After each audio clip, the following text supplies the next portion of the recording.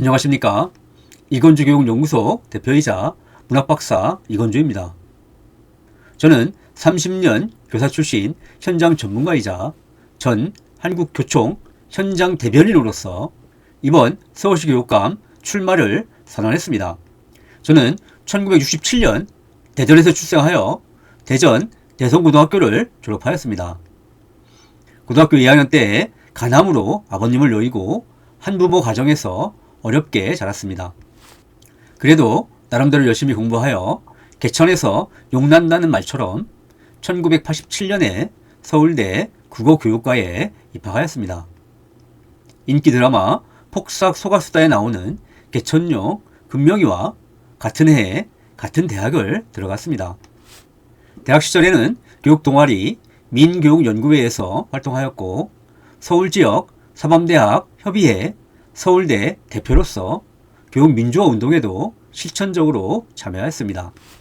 대학 졸업 후에는 1993년 서울 명일여고에서부터 교직생활을 시작하였고 삼성고, 용산공고, 신림고, 서울과학고, 석관고, 경기고, 문정고를 거쳐서 오금고까지 31년 6개월 동안 고등학생들에게 국어를 가르쳤습니다. 이번 서울시 교육감 선거 출마 준비를 위해서 지난해 8월에 명예퇴직하였습니다.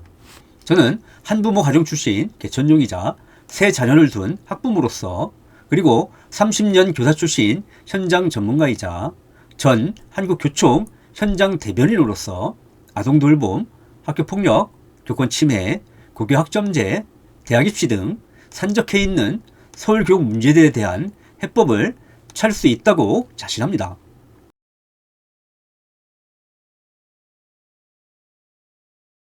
저는 서울지역 유초, 중고 학교 교육을 책임지는 서울시 교육감을 왜 학교 현장을 제대로 알지도 못하는 대학 교수나 정치인들이 맡아야 하는지 묻고 싶습니다. 교육감은 지역의 유초, 중고 학교 교육을 책임지고 지원하는 자리입니다. 경제는 경제 전문가가, 법률은 법률 전문가가 맡는 것이 상식입니다. 그렇다면 유초, 중고 학교 교육도 당연히 학교 현장을 가장 잘 아는 교사 출신 현장 전문가가 맡는 것이 상식입니다. 하지만 서울시 교육 현실은 달랐습니다. 교육감 직선제가 시작된 이후 대부분 정치인이나 대학 교수들이 교육감을 맡아왔습니다. 그러다 보니 아동돌봄, 학교폭력, 교권침해, 고교학점제, 대학입시 등 산적한 서울시 교육 문제가 해결되기는커녕 오히려 갈수록 악화되고 있습니다. 지금 대한민국의 학교는 심각한 위기에 직면해 있습니다. 드라마 더 글로리에서 충격적으로 묘사되었듯이 학교폭력은 줄어들지 않고 갈수록 심해지고 있습니다. 대전의 어느 초등학교에서는 어린 학생이 교사에 의해 살해당하는 끔찍한 일까지 벌어졌습니다. 이제는 교사에 대한 교육활동 침해도 일상이 되어버렸습니다. 지난 2023년 서울 서희초등학교 교사가 교내에서 극단적인 선택을 한 안타까운 사건이 발생했었습니다. 얼마 전에는 서울 어느 고등학교에서 3학년 남학생이 수업 중에 휴대폰을 쥔 손으로 여교사의 얼굴을 가격하는 충격적인 사건도 있었습니다. 지금 학교에서 교사들은 수업 시간에 고등학생들은 물론이고 중학생, 심지어 금쪽이 초등학생들의 교권 침해로 몸살을 앓고 있습니다. 여기에 일부 학부모들의 악성 민원과 무고성 아동학대 신고로 인해 극단적인 선택을 하거나 교육활동 자체가 위축되어 교육적 전문성을 제대로 발휘하지 못하는 교사들도 적지 않습니다. 이제는 학교폭력, 아동학대, 교권침해 등을 예방하기 위해서 학교에 스쿨폴리스를 배치하고 교실마다 CCTV를 설치해야 한다는 말이 나오고 있을 정도입니다. 30년 교사 출신 현장 전문가로서 실질적인 해법을 누구보다 잘 알고 있는 제가 서울시 교육감이 되어야 아동돌봄, 학교폭력, 교권침해, 고교학점제, 대학입시 등 산적한 서울교육 문제를 해결하고 AI, 기술 패권 경쟁 시대 세계 최고의 서울교육을 만들 수 있습니다.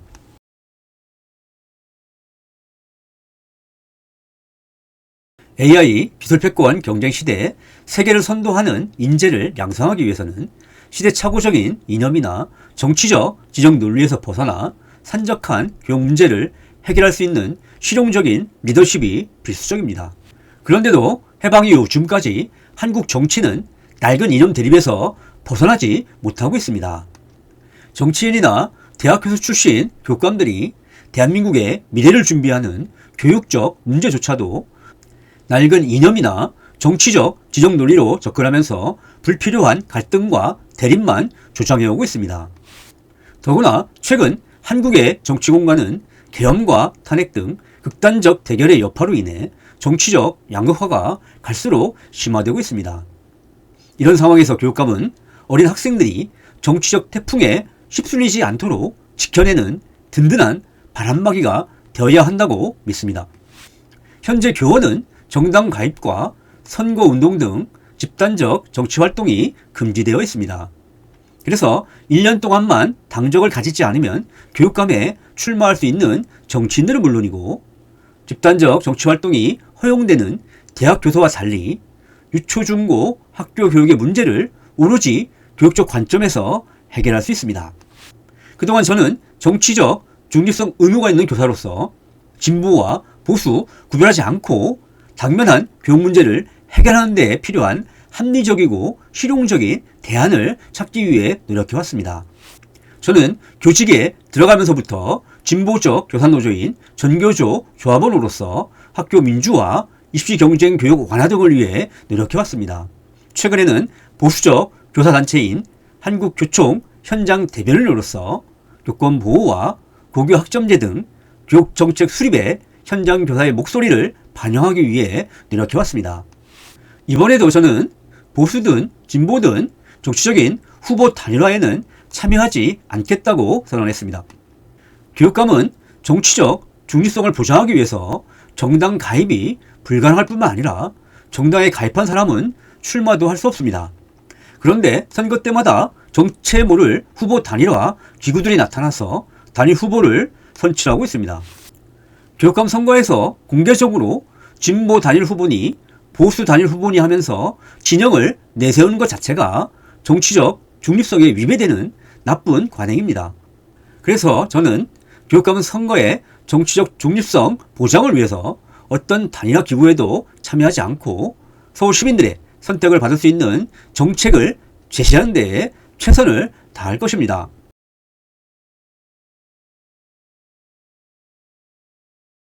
저는 정치인이나 대학 교수 출신인 타 후보들에 비해 30년 경력의 교사 출신 현장 전문가라는 것이 최대의 강점이라고 생각합니다.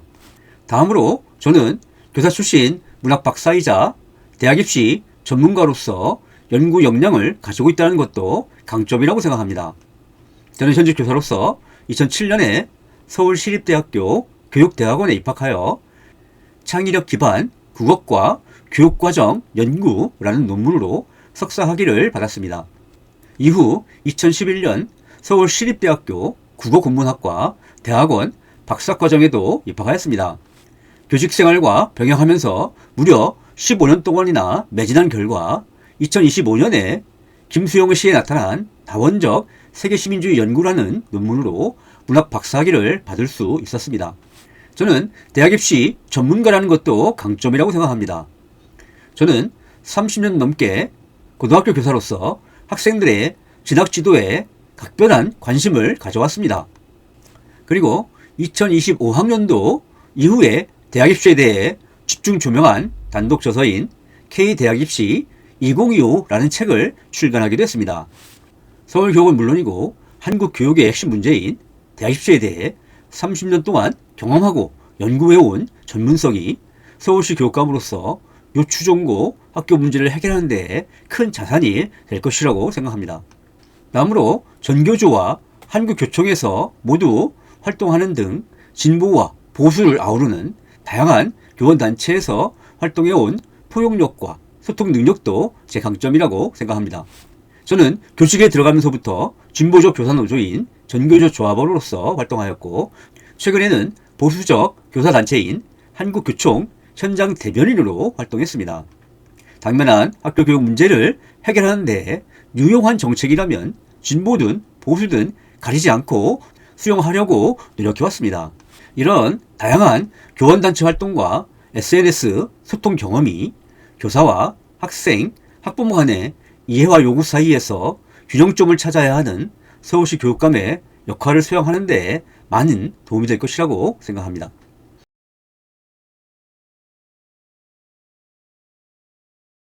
정근식 교육감은 작년에 보궐선거로 당선되어 1년이 지났습니다.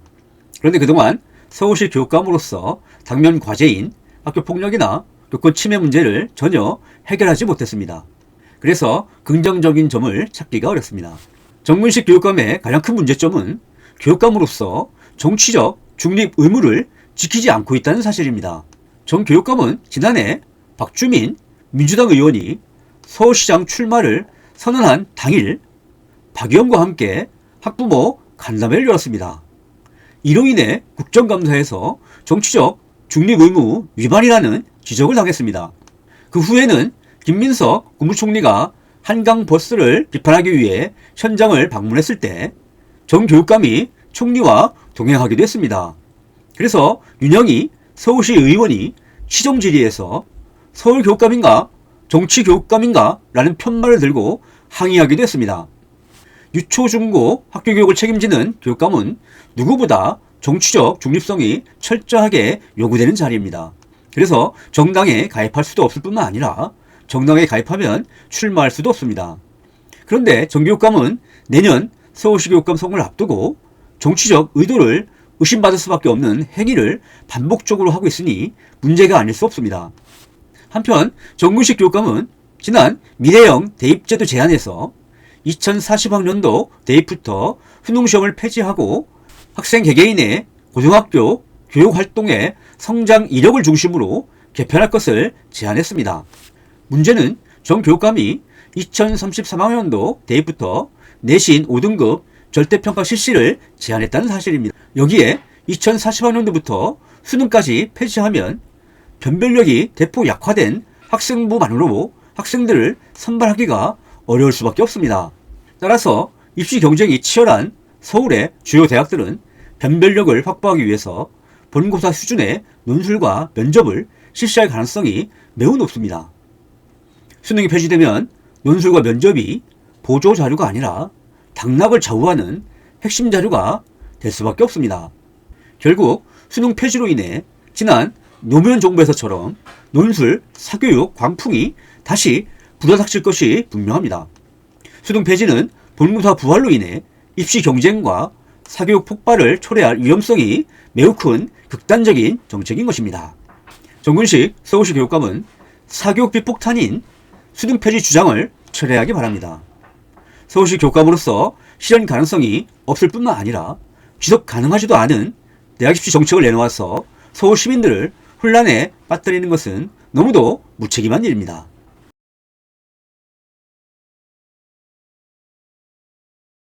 저는 모든 학생의 전인적 성장과 교육받을 권리를 보장하고자 제정된 학생 맞춤 통합지원법이 취지를 살릴 수 있도록 내실 있게 운영되기를 기대합니다. 개천에서 용나는 학교를 만들기 위해서는 학생들이 겪는 어려움을 조속히 파악하고 분절적으로 이루어지던 정책들을 통합적으로 연계해서 학생별 상황에 적합한 맞춤형 통합 지원을 적시에 제공할 필요가 있습니다. 문제는 교원단체들이 한 목소리로 주장하듯이 통합 지원으로 인해 교사의 업무가 과도하게 늘어날 수밖에 없다는 사실입니다. 그래서 저는 통합 지원이 지속 가능하려면 관련 업무를 전담하는 교육복지사를 모든 학교에 배치하는 것이 급선무라고 주장해왔습니다. 담임교사가 통합 지원이 필요한 학생을 관찰하고 발견하여 교육복지사에게 지원을 요청하면 이후 실제 지원 업무는 교육복지사 중심의 지원팀에서 전담해야 합니다.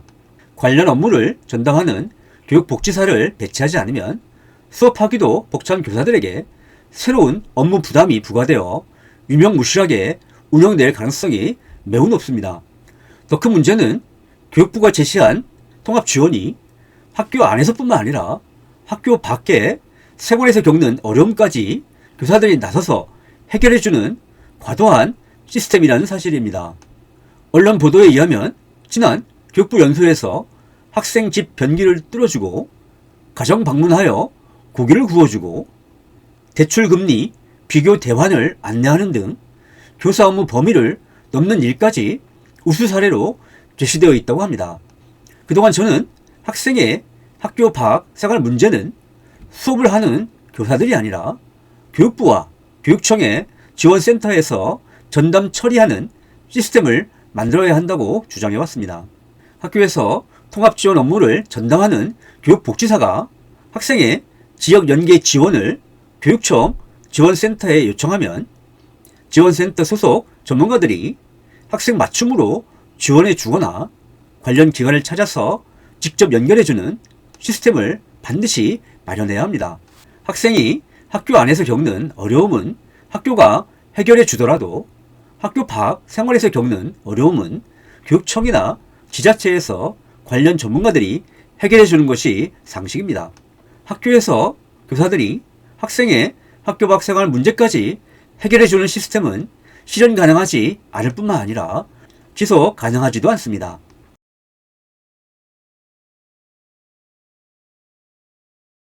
지난해 교육부는 교육 분야 6대 국정과제 가운데 하나로 교육 적자 해소를 위한 공교육 강화를 제시했습니다.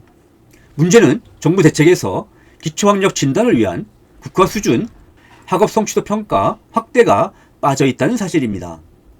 교육부 발표대로 기초학력 전담 교원을 확충해서 모든 학교에 배치한다면 이들이 기초학력을 책임지기 위해서 초, 중, 고 단계별로 학생들의 기초학력 실태를 객관적으로 진단하고 평가하는 것이 무엇보다 중요합니다.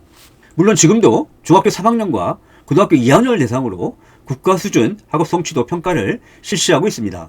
그런데 일부 학교에서 그것도 전체 학생의 3%에 해당하는 표집학급 학생만 대상으로 실시하다 보니 학교에서 학생들의 기초학력을 제대로 진단하고 적절한 조치를 취하기가 어렵습니다. 과거 모든 학생을 대상으로 하는 전수평가의 경우는 학교 차원에서 기초미달 학생들을 관리하고 지도 방안을 세우는 노력을 했지만 지금은 일부 표집 학생들만 실시하다 보니 학교 단위에서는 일회성 평가로 끝나버리고 마는 것입니다.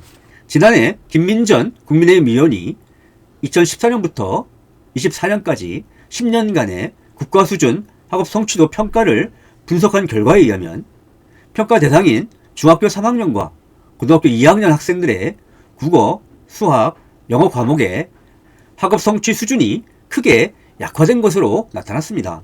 그래서 저는 교육 양극화를 해소하고 모든 학생의 기초학력을 보장하는 책임교육을 위해서는 국가 수준 학업 성취도 평가를 전수평가 방식으로 개편해야 한다고 주장해왔습니다.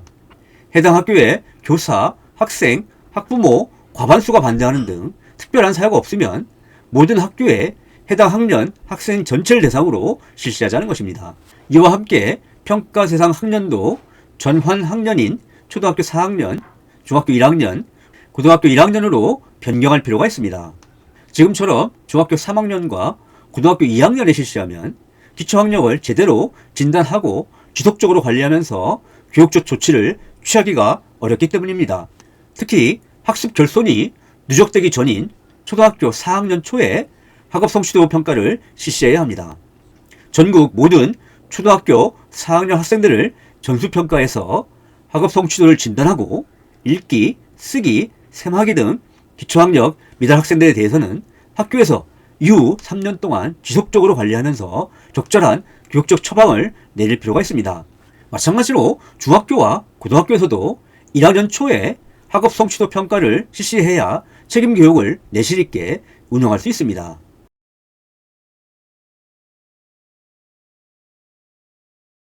지금 학교에서 남성 교사가 희귀하다 보니 남자아이를 둔 학부모들은 남성 담임 배정을 복권 당첨과 같은 행운으로 여긴다고 합니다. 남녀공학이 일반적인 학교에서 여성 교사가 대부분이고 남성 교사가 절대적으로 적은 상황은 학생들에게 교육적으로 바람직하지 못합니다. 따라서 국공립학교의 경우 남성 교원 할당제를 실시할 필요가 있습니다. 이미 국공립대학 교원 임용에서 여성교원 할당제를 실시하고 있기 때문에 이와 유사하게 운영하면 될 것입니다.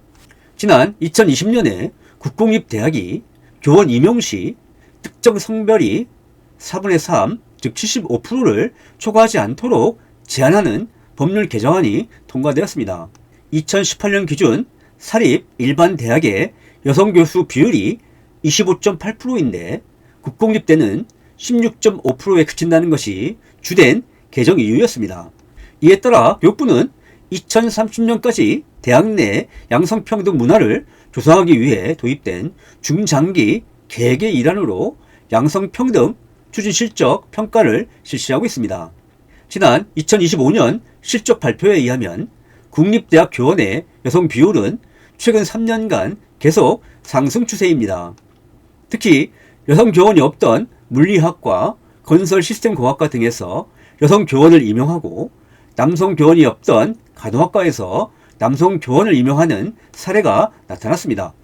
교육통계 서비스에 의하면 2025년 전국 국공립 전체 교원 수 36만 9,036명 가운데 남성 교사는 95,256명으로 26% 수준에 불과합니다.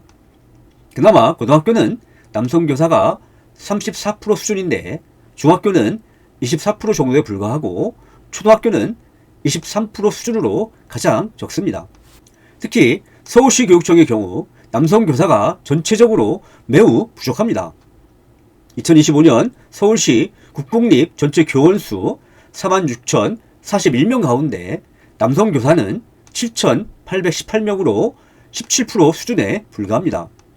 고등학교는 남성 교사가 27% 수준이고 중학교도 21% 수준에 불과합니다.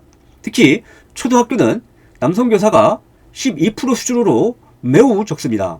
이제는 양성평등을 위해서 국공립 초중고 학교 교원도 국공립 대학 교원처럼 임용 시 특정 성별이 4분의 3을 초과하지 않도록 개선되어야 합니다.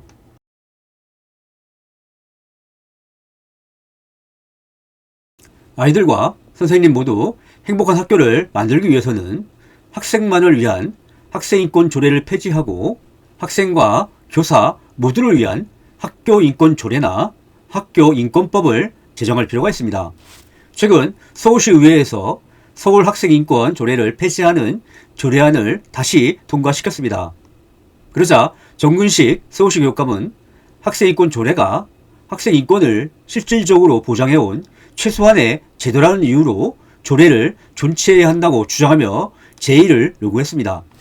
하지만 학생인권 조례는 2010년 경기도교육청에서 최초로 제정된 이후 현재는 17개 시도교육청 가운데 경기, 광주, 전북, 제주, 인천 모두 5개 교육청에서만 시행하고 있습니다.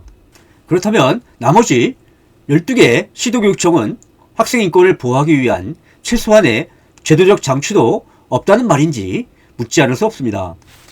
대부분의 교육청에서는 초중등교육법, 교육기본법, 교원지휘법 등 다양한 법률들을 통해 학생인권을 충분히 보장하고 있습니다. 따라서 학생인권 조례는 최소한의 제도적 장치가 아니라 일부 진보적 교육감들이 내세우고 있는 정치 편향적 조례라고 보는 것이 합리적입니다. 학생인권 조례가 교사들의 정당한 교육활동과 충돌하는 규정이 적지 않은 것도 부정할 수 없는 사실입니다. 가령 서울시 학생인권 조례의 제13조에는 학교의 장 및 교직원은 학생의 휴대폰을 비롯한 전자기기의 소지 및 사용 자체를 금지해서는 안 된다고 규정되어 있습니다. 과거에는 학교에서 아침에 휴대폰을 모두 걷었다가 방과 후에 돌려주는 학교가 많았는데 학생인권 조례로 인해 지금은 휴대폰을 걷는 학교가 거의 없습니다. 하지만 최근 수업 시간에 휴대폰 사용을 금지하는 개정안이 통과되었기 때문에 이와 관련된 조례 규정도 폐지해야 합니다. 한편 학생인권 조례로 인해 학생 상벌점제를 실시하기가 어렵다는 것도 문제입니다. 가령 경기도 학생인권 조례 제25조에는 학교의 장은 학생에 대한 교육 방법으로 상벌점제를 할 수 없다라고 규정되어 있습니다. 지금 학교에서 상벌점제는 가장 효율적인 생활지도 수단이라고 할 수 있습니다.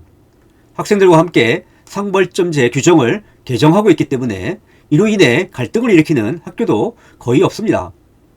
그런데도 경기도는 서울시에서 실시하고 있는 상벌점제를 학생인권 조례로 아예 금지하고 있는 것입니다.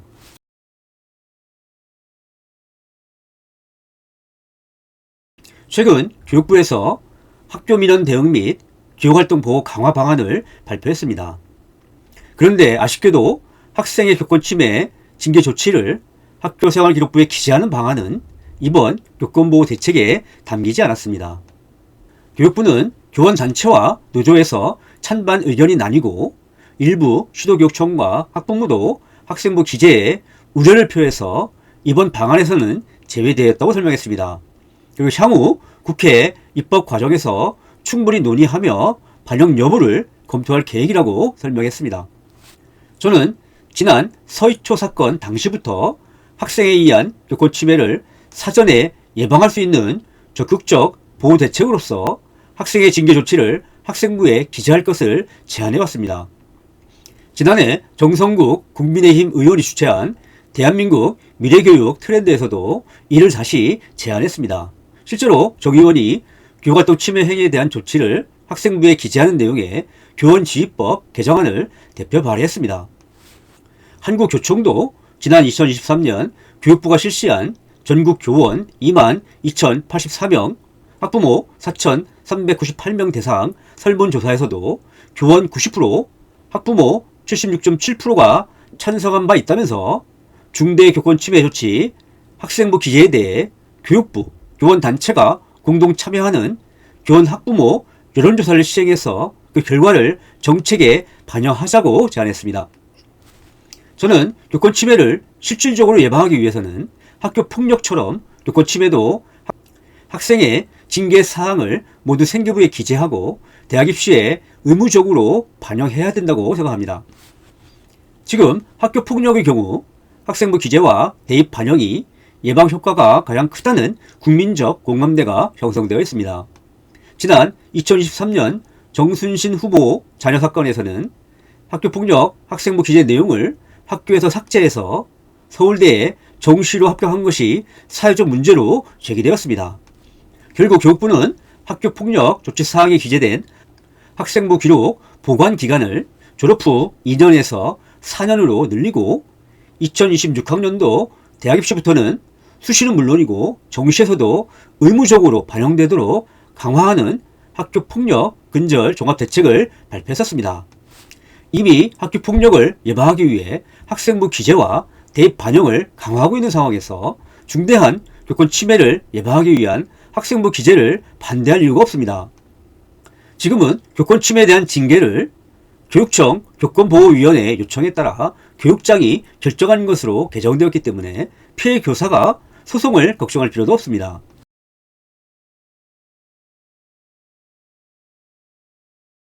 지난해 교육부는 교육 분야 6대 국정과제 가운데 하나로 교육 격차 해소를 위한 공교육 강화를 제시했습니다. 그리고 정규 수업 외에 학교와 지자체가 함께 모든 학생, 학부모에게 격차 없는 돌봄과 교육을 제공하여 아이의 성장을 체계적으로 지원할 것을 과제 목표의 하나로 제시했습니다. 최근 조선일보에서 2026년부터 늘봄 학교 지원 대상을 초등 전 학년으로 확대할 계획이었는데 교육부가 초등학교 1, 2학년만 지원하기로 결정했다고 보도했습니다. 그러자 교육부는 2025년 기준에 초등학교 3학년의 늘봄 학교 내 돌봄 프로그램 참여율이 6.0%에 불과하다고 하면서 초등학교 3학년 이상 학생은 돌봄보다는 학생이 희망하는 방과 후 프로그램에 참여할 수 있는 방과 후 프로그램 이용권을 제공하겠다고 설명했습니다.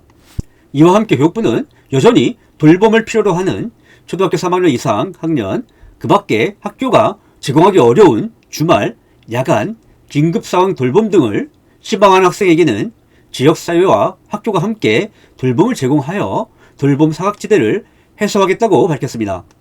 저는 교육부의 설명대로 돌봄을 필요로 하는 초등학교 3학년 이상 학생을 위해서 초등 돌봄 교실을 계속 운영해야 한다고 생각합니다.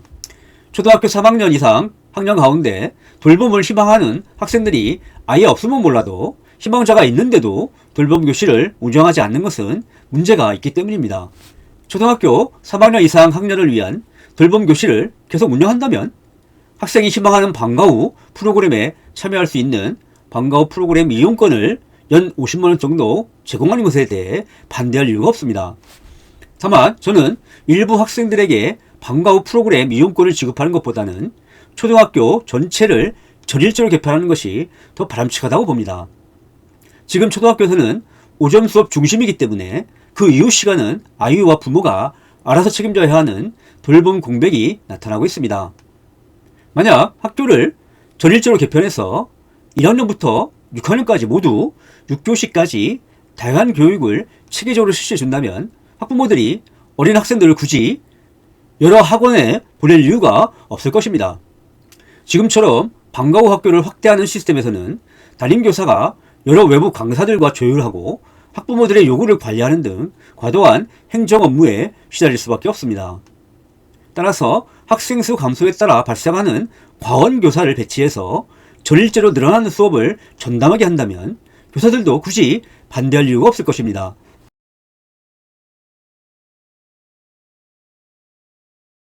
혁신학교는 2009년 경기도에서 처음으로 도입된 이후 주로 진보 교육감들이 각 시도교육청별로 자율적으로 지정하여 운영하고 있습니다.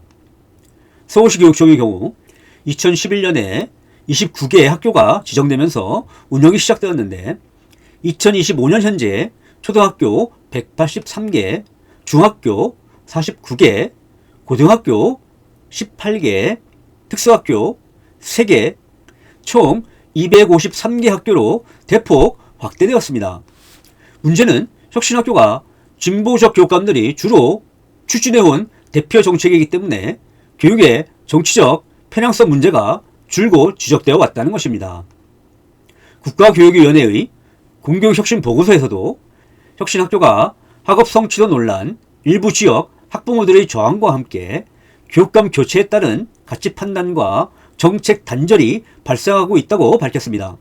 혁신학교로 지정되면 초등은 교원 정원의 30% 이내, 중등은 교원 정원의 20% 이내에서 원하는 교사를 조빙할 수 있습니다. 그리고 초등은 신규 지정 첫 해 100% 전입 요청이 가능하고 중등은 신규 지정 첫 해와 2년차까지 각각 50% 이내에서 전입 요청이 가능합니다. 그래서 진보적 교육감에 의해 임명된 진보적 교장들이 진보적 교사들을 중심으로 학교를 편향적으로 운영할 가능성을 배제하기 어렵습니다. 이것은 보수적 교육감에 의해 임명된 보수적 교장들이 보수적 교사들을 중심으로 학교를 편향적으로 운영하는 것과 마찬가지로 교육의 정치적 중립성을 위반하는 일입니다. 지난 2019년 서울의 혁신학교인 인원고등학교 사태에서 혁신학교의 정치적 편향성이 적나라하게 드러났습니다. 당시 인원고등학교 마라톤 대회에서 학교 측이 학생들에게 반일 구호를 외치도록 강제한 것이 발단이었습니다. 이에 학생들로 구성된 인원고등학교 학생수호연합은 교문 앞에서 학생은 정치적 놀이개가 아니다라는 충격적인 내용의 현수막을 들고 기자회견을 열었습니다. 교육청에서 일부 혁신학교에게만 재정과 인사상 특혜를 주는 것은 대다수 일반 학교에 대한 역차별일 수 있습니다. 더구나 정치적 편향성이 계속 문제가 되고 있는 상황에서는 혁신학교를 일반 학교로 전환하여 다른 학교들과 형평성에 맞게 지원할 필요가 있습니다.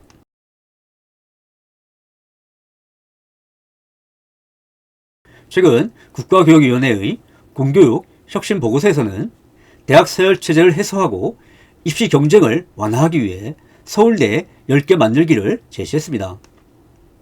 하지만 실제로 서울대가 10개 만들어진다고 해도 대학 서열체제를 해소하고 입시 경쟁을 완화할 것이라고 기대하기는 어렵습니다. 만약 서울대 10개 만들기가 성공해서 지방에 있는 서울대들이 명실상부한 서울대로 성장한다면 이들 10개 서울대에 진학하기 위한 입시 경쟁이 심해질 것이기 때문입니다. 지금은 서울 지역의 주요 대학에 들어가기 위한 입시 경쟁이 치열한데 이후에는 전국에 있는 서울대에 들어가기 위한 입시 경쟁이 심해지는 것일 뿐입니다. 또한 서울대 10개 만들기는 지역균형 발전을 기대하기도 어려운 정책입니다. 서울대 10개 만들기가 성공해서 전국의 서울대 모두 최상위권 대학이 된다면 지방의 서울대 출신들이 지역에 정주하지 않고 좋은 일자리를 찾아 수도권으로 이주할 가능성이 높기 때문입니다. 결국 학생들이 선호하는 수도권의 좋은 일자리는 전국의 서울대 졸업생들이 모두 독차지하는 서울대 공화국이 될지도 모릅니다. 지역균형 발전을 위해서는 서울대 10개 만들기가 아니라 서울 주요 대학의 지역균형 전형을 확대할 필요가 있습니다. 지난 문재인 정부의 대입제도 공정성 강화 방안에서 수도권 소재 대학은 사회통합을 위해서 모집 인원의 10% 이상을 지역균형 전형으로 선발하도록 했습니다. 지역균형 발전이라는 취지를 제대로 살리기 위해서는 모집 인원의 10% 수준에 불과한 지역균형 전형을 20% 정도로 확대하거나 모집 인원의 대부분을 지역별 학령인구 비율과 일치시키는 지역별 비례선발제를 적용할 필요가 있습니다.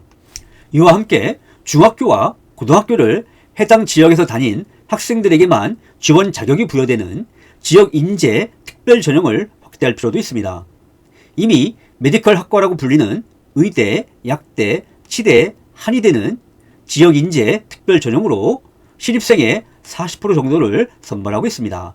이렇게 중학교와 고등학교를 해당 지역에서 다닌 학생들이 해당 지역의 대학까지 진학해야 졸업한 이후에도 굳이 서울로 가지 않고 지역에 남을 가능성이 더 높아질 것입니다.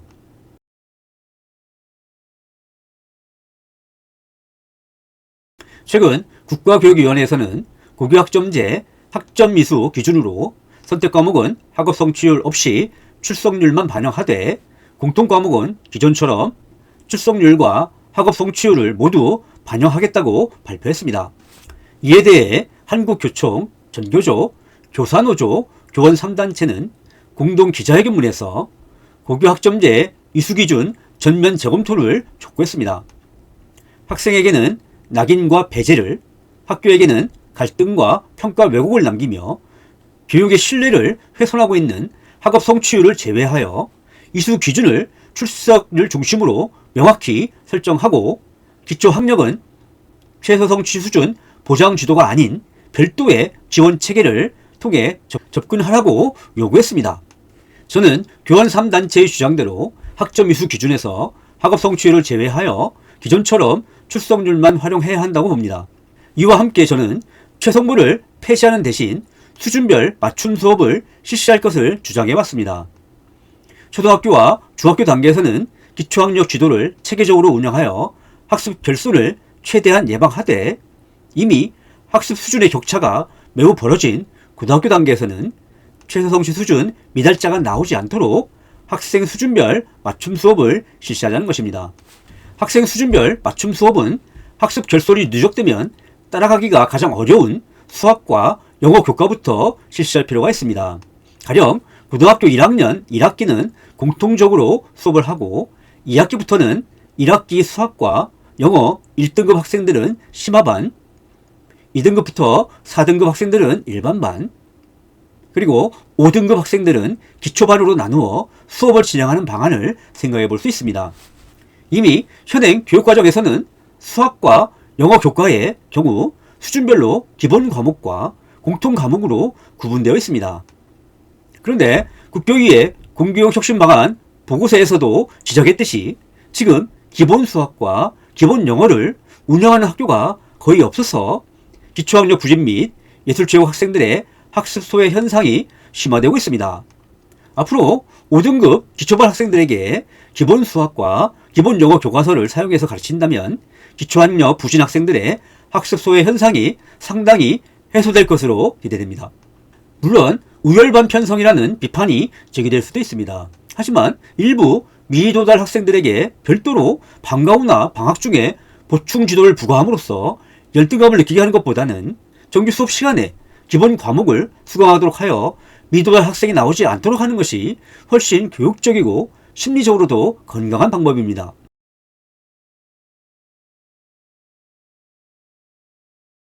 존경하는 서울시민 여러분, 동료 교육가족 여러분, 저는 30년 교사 출신 현장 전문가로서 AI 시대 세계 최고의 서울 교육을 만들고 싶습니다.